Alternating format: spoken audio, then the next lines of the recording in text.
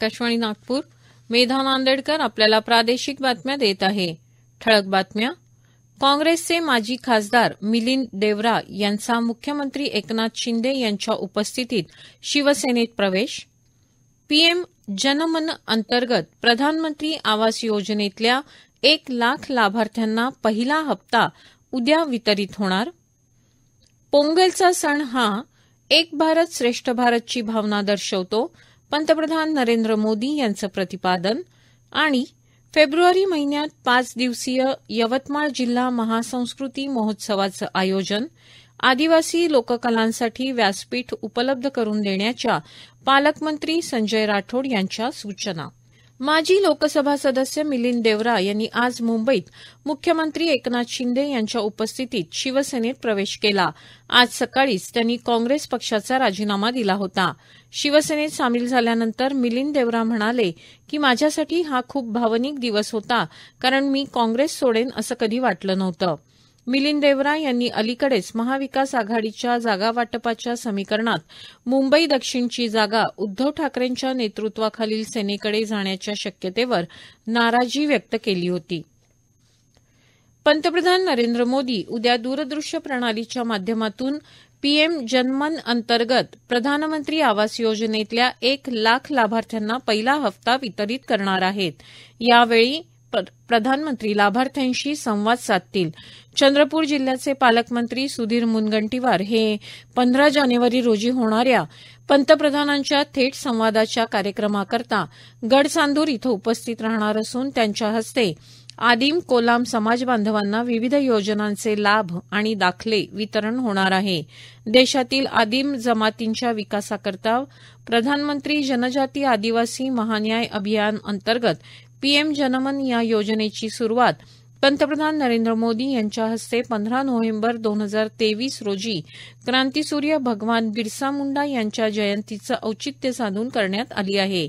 यात देशातील 75 आदिम जमातींमधील 7 लाख कुटुंबातील 28 लाख लोकांना घर, स्वच्छ पाणी, उत्तम शिक्षण, आरोग्य, वीज, रस्ते यासारख्या 11 विविध मूलभूत सेवा प्रदान करण्यात येणार आहे. पंतप्रधान नरेंद्र मोदी यांनी आज समाजमाध्यमावरून उत्तरायणाच्या सणाच्या शुभेच्छा दिल्या.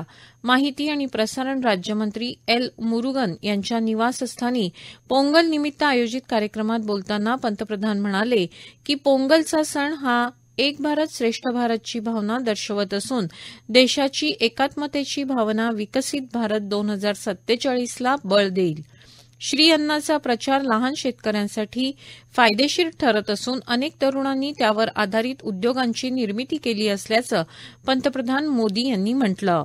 देशातले 3 कोटी शेतकरी श्री अन्नाचं उत्पादन घेत आहे असंही त्यांनी सांगितलं. सूर्याचे उत्तरायण भारताच्या विविध प्रदेश आणि संस्कृतींमध्ये विविध प्रकारे साजरं केलं जातं. उत्तर भारतात विशेषतः पंजाब, हरियाणा, हिमाचल प्रदेश, दिल्ली, जम्मू आणि चंदीगड इथं आज लोहडी हा सण साजरा होत आहे.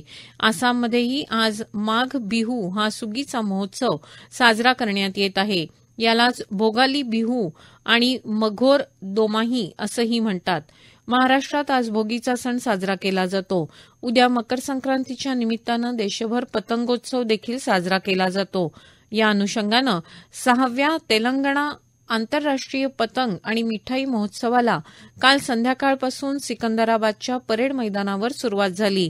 3 दिवसांच्या या महोत्सवाला 16 देशांमधील 37 आंतरराष्ट्रीय व्यावसायिक पतंगबाज सहभागी होत आहेत. शहरात सर्वत्र पतंग उडवण्याचा उत्साह कायम ठेवून जीवितहानी टाळावी यासाठी नायलॉन मांजाचा वापर करू नये अशा सूचना वारंवार देण्यात येत आहेत. वर्धा जिल्हा मध्यवर्ती सहकारी बँकेच्या पुनरुज्जीवनाकरता बँकेच्या ठेवी वाढीसाठी अभियान राबवण्यात येत आहे. मागील 3 आठवड्यात 1,50,00,000 रुपयांच्या ठेवी जमा झाल्या आहेत. यामध्ये आणखी वाढ करण्यासाठी लोकप्रतिनिधी संस्थांचे सहकार्य घेण्यात येत आहे. त्याचबरोबर बँकेचे संगणकीकरण, आधुनिकीकरण, ग्राहक सुविधा उपलब्ध करून देण्यासाठी प्रयत्न करण्यात येणार असल्याचं संनियंत्रण समितीचे अध्यक्ष तथा जिल्हाधिकारी राहुल कर्डिले यांनी सांगितलं. वर्धा जिल्हा मध्यवर्ती सहकारी बँकेचं सक्षमीकरण आणि कामकाजाच्या नियमित संनियंत्रणासाठी शासन निर्णयानुसार जिल्हाधिकारी यांच्या अध्यक्षतेखाली गठीत समितीची बैठक आज जिल्हाधिकारी कार्यालयात पार पडली. 111 वर्ष जुनी जिल्हा बँक शेतकऱ्यांचा कणा असून बँकेला अडचणीतून बाहेर काढण्यासाठी प्रयत्न करणार असल्याचं जिल्हाधिकारी म्हणाले. आमदार डॉ. पंकज भोयर यांनी सुद्धा आज जिल्हाधिकाऱ्यांच्या भेट घेऊन समितीस 5 लाख रुपयाचा धनादेश देऊन बँकेत वैयक्तिक ठेव जमा केली. बँकेतील ठेवींना विम्याचं संरक्षण असल्यानं 5 लाख रुपयांपर्यंतच्या ठेवी सुरक्षित आहेत. बँकेनं 12 जानेवारीपासून ठेवीच्या व्याजदरात वाढ केली आहे. त्यामुळे नागरिकांनी बँकेत ठेवी जमा कराव्या असं आवाहन राहुल कर्डिले यांनी केलं. या प्रादेशिक बातम्या आपण आकाशवाणीच्या नागपूर केंद्रावरून ऐकत आहात. स्वातंत्र्याच्या अमृत महोत्सवी वर्षानिमित्त विविध प्रदेशातील संस्कृती, लोककला, परंपरेचं आदानप्रदान, संवर्धन, स्वातंत्र्य लढ्यातील लढवय्यांची माहिती जनसामान्यांपर्यंत पोहोचवण्यासाठी यवतमाळ इथं फेब्रुवारी महिन्यात 5 दिवसीय यवतमाळ जिल्हा महासंस्कृती महोत्सव आयोजित करण्यात येणार आहे.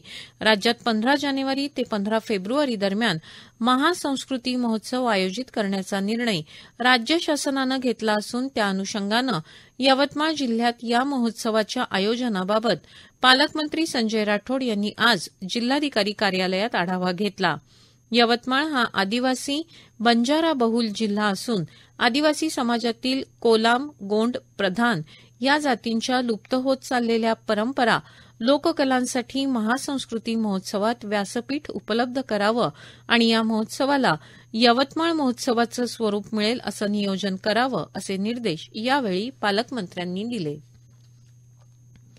अयोध्या इथं श्रीरामाच्या भव्य मंदिराचं निर्माण ही सर्व भारतीयांसाठी अत्यंत आनंदाची बाब आहे.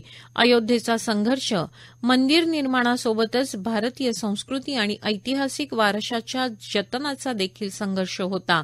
कारण अयोध्या हे भारतीय अस्मितेचं प्रतीक आहे असं प्रतिपादन केंद्रीय रस्ते वाहतूक आणि महामार्ग मंत्री नितीन गडकरी यांनी आज केलं. अयोध्या संघर्षाचे अभ्यासक आणि भाजपाचे महाराष्ट्र प्रदेश उपाध्यक्ष माधव भंडारी यांच्या अयोध्या या मराठी ग्रंथाच्या अयोध्या जो कभी पराजित नहीं हुई या हिंदी अनुवादित ग्रंथाचं प्रकाशन आज शंकरनगर येथील साई सभागृहात गडकरी यांच्या हस्ते झालं. अखिल भारतीय साहित्य परिषदेच्या विदर्भ प्रांत शाखेद्वारे हा कार्यक्रम आयोजित करण्यात आला होता. या पुस्तकातून अयोध्येचा संघर्ष भविष्यातील पिढीपर्यंत पोहोचणार आहे, पण तो डिजिटल माध्यमातून पोहोचला तर अधिक संयुक्तिक ठरेल अशी अपेक्षा गडकरी यांनी यावेळी व्यक्त केली.